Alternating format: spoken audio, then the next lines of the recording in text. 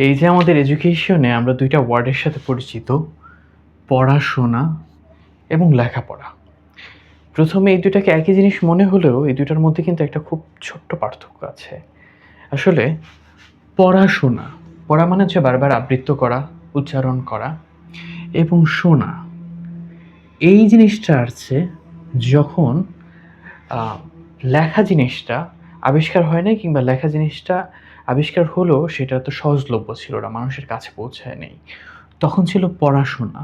টিচাররা ছিল, সেই টিচাররা কোনো একটা জিনিস মুখস্থ করে রাখতো এবং সেটা তারা তাদের স্টুডেন্টদেরকে বারবার আবৃত্ত করিয়ে তাদেরকে মুখস্থ করিয়ে দিত এবং তারা আবার তাদের পরবর্তী প্রজন্মকে মুখস্থ করিয়ে দিত।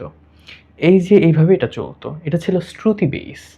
কেমন? মানুষের মেমোরি বেইস এই পড়াশোনাটা ছিল। পড়াশোনা। এরপরে যখন লেখা আবিষ্কার হলো এবং লেখা মানুষের কাছে ছড়িয়ে পড়লো, সহজলভ্য হলো, তখন জিনিসটা হলো লেখা এবং পড়া। মানুষ লিখতে শুরু করলো এবং সেই লেখাটা আবার বারবার মুখে উচ্চারণ করতে শুরু করলো। আবার যারা নতুন জ্ঞান তৈরি হচ্ছে সেগুলোকে আবার লেখা হচ্ছে। এরকম করে আমরা টেক্সট থেকে, আমরা বই থেকে পড়তে শুরু করলাম। তখন আসলো লেখাপড়া। কেমন? ২ টা পার্থক্য বুঝা গেল। তাহলে লেখাপড়া যেটা হচ্ছে কাগজে লেখা হয়, এই জিনিসটা কখনো চেঞ্জ হয় না। ধরেন ২০০ বছর আগের বইটা সেটাকে যদি রেখে দেওয়া হয়, ২০০ বছর পরে যদি কেউ সেই বইটা পড়ে, সেই জিনিসটা একই রকমভাবে জানবে। কিন্তু এই পড়াশোনাতে একটা বেশ সমস্যা ছিল।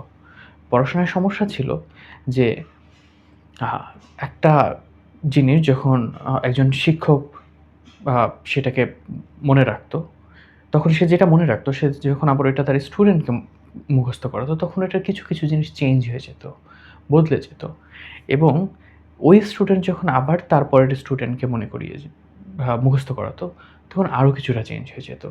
এইভাবে শ্রুতি বেসড যে পড়াশোনাটা, এটার সমস্যা, এটা সময়ের সাথে একটু করে বদলে যায়। কেন বদলে যায়?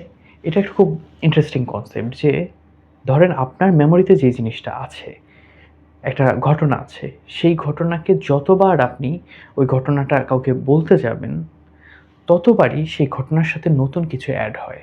খুব ছোট কোনো ডিটেইল হইতে পারে, কিন্তু নতুন কিছু এড হয়।